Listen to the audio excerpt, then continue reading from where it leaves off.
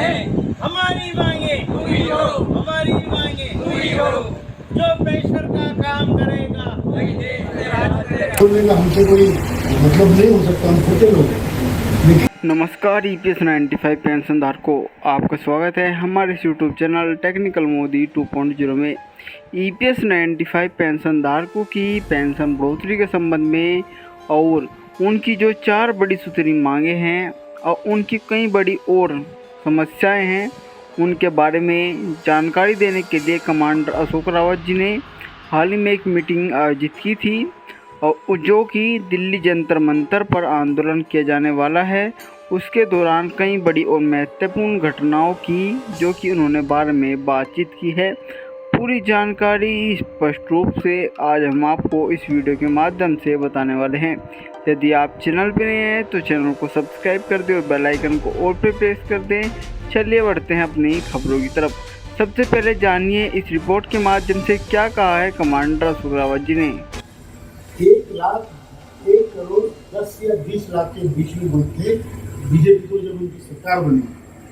अब 1 करोड़ मत तो हमारे, 1,10,00,000 जो उनके मत थे ना, वो इन्हीं मध्यम वर्गीय लोगों के थे।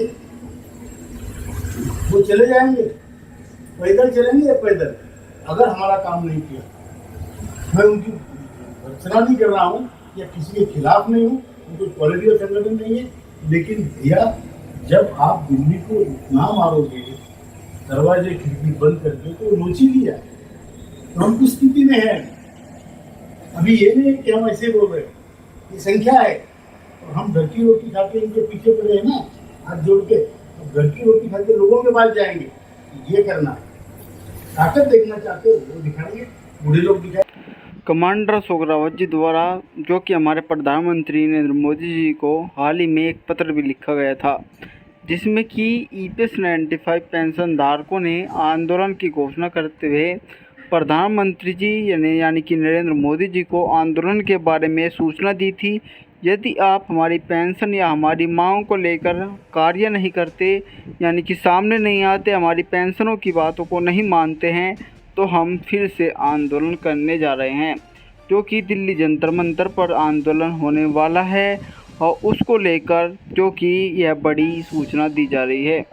और कमांडर अशोक रावत जी ने सबसे पहले ईपीएस 95 पेंशन धारकों से बातचीत की कि ईपीएस 95 पेंशन धारकों की पेंशन बढ़ोतरी को लेकर क्या किया जाना चाहिए।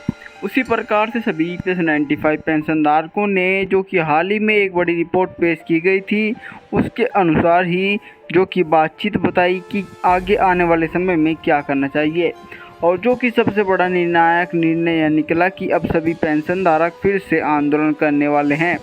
और जो कि कमांडर अशोक रावत जी ने ईपीएस 95 पेंशन धारकों की चुनिंदा कुछ बातों की टिप्पणी भी की, जैसे कि ईपीएस 95 पेंशन धारकों की जब आंदोलन होता है तो वे आंदोलन के दौरान काफ़ी कम जनसंख्या में पहुंचते हैं।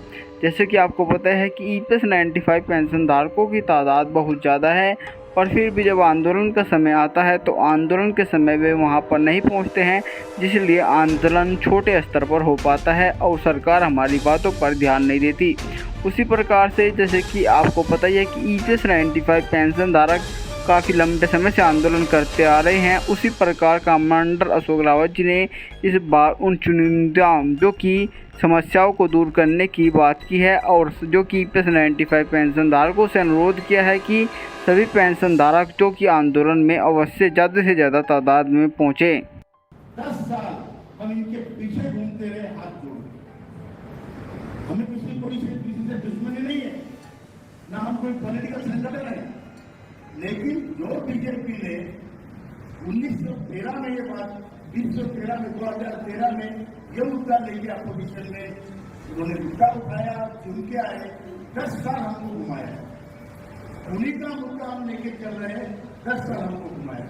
इतनी बड़ी क्रूरता किसी समाज में नहीं होनी चाहिए। जिम्मेदार पॉलिटिकल पार्टी होने के बावजूद हमें अपना हक नहीं दे पाए, और इसलिए उनको जो झटका लगा उससे बड़ा झटका हम अभी ओपनली कह रहे हैं महाराष्ट्र में लगेगा। हमारे संस्कृति में शक्ति की पूजा होती है। अगर हम अशक्त है तो हमारे बात कोई नहीं सुनेगा। जैसे कि आपने कमांडर अशोक रावत जी की बातों से समझा और सुना कि कमांडर अशोक रावत जी क्या कहने का प्रयास कर रहे हैं, उसी अनुसार EPS 95 पेंशन धारक आगे आने वाले समय में काम करने वाले हैं और हमारे सहजावत जी भी इसी प्रकार से आगे आने वाले समय में EPS 95 पेंशन धारकों का मार्गदर्शन करते रहेंगे। उसी प्रकार से वे आंदोलन को आगामी रूप से बढ़ाते रहेंगे। और आपको यह जानकारी कैसी लगी है कमेंट बॉक्स में बताना न भूलें और आपको हम आने वाले समय की जानकारी देते रहेंगे। यदि आप चैनल पर नए हैं तो चैनल को सब्सक्राइब कर लें। तब तक के लिए जय हिंद, जय भारत।